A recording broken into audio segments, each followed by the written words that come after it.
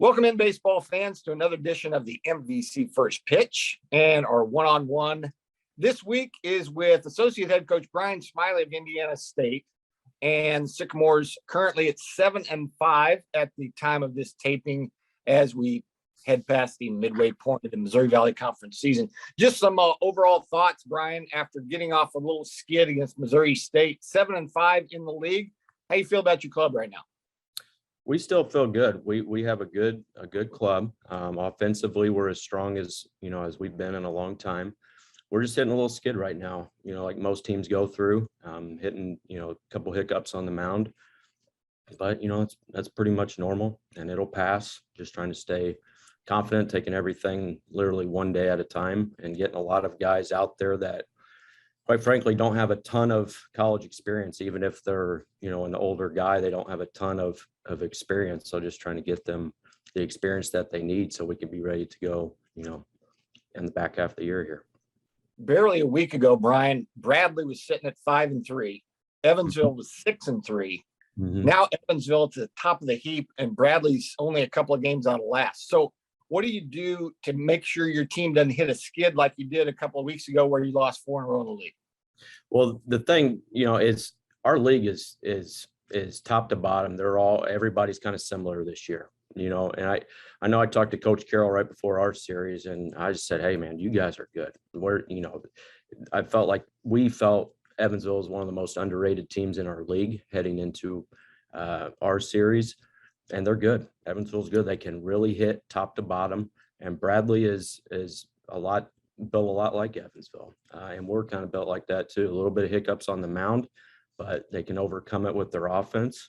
And I feel like that's kind of the theme of the MVC this year in baseball is a lot of offense and just kind of overcoming a little bit of hiccups and on the mound. Yeah. You figured coming back, Jordan Schaefer would be one of your offensive catalysts, and he has been. Jose Urdaneta has done a nice job for you too offensively. But talk about Sean Ross, because he's kind of placed himself in the conversation of Missouri Valley Conference Player of the Year. Yeah, Sean's an ultra talented kid. Was drafted out of high school from San Diego and San Diego State. Went from San Diego State to Palm Beach Community College, went to Pensacola Community College in Florida. Ended up here, and super talented, can also pitch a little bit, has an electric arm from the outfield, which is also very accurate. And he's like we say, he's in a tree right now. Offensively, he's kind of, you make a pitch early in the count and you want to go back to it to get him out. He's making in-game adjustments or in-at-bat adjustments, and within that, he's making pitch-to-pitch adjustments, which is fun to watch.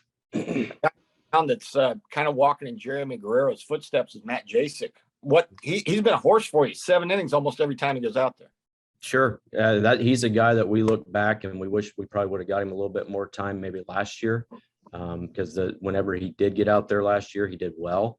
And then, he had a good summer, ended up in the Cape towards the back half of the summer, did well. And he's kind of transitioned this year into a true Friday night guy that pounds the zone with different pitches, a lot like Guerrero.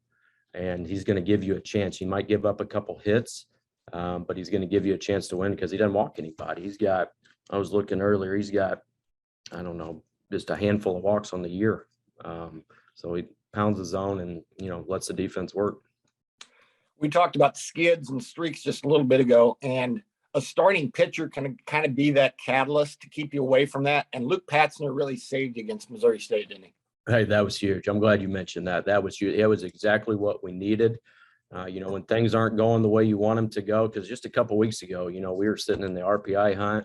Everything was looking good, and you hit a skid, and you lose some games late, like we have lost in the 9th inning, 8th, 9th inning. All of a sudden, it's hard to stay confident. And Luke came through in a big way. I don't think Luke quite understood how big of a start that was, because we needed it. Our team needed it. Our pitching staff needed it. We all needed that. And he came through, and he was throwing basically invisible baseballs up there yesterday somehow. And it was fun to watch. Is there anything definitive we can draw from Connor Finlon's role now? No, I would say that I think it's safe to say we'll probably leave him, in that second slot on Saturday. He's, he has some of the best stuff. This is my 14th year. Some of the best stuff that we've had. It's just, the consistency, like we've talked about.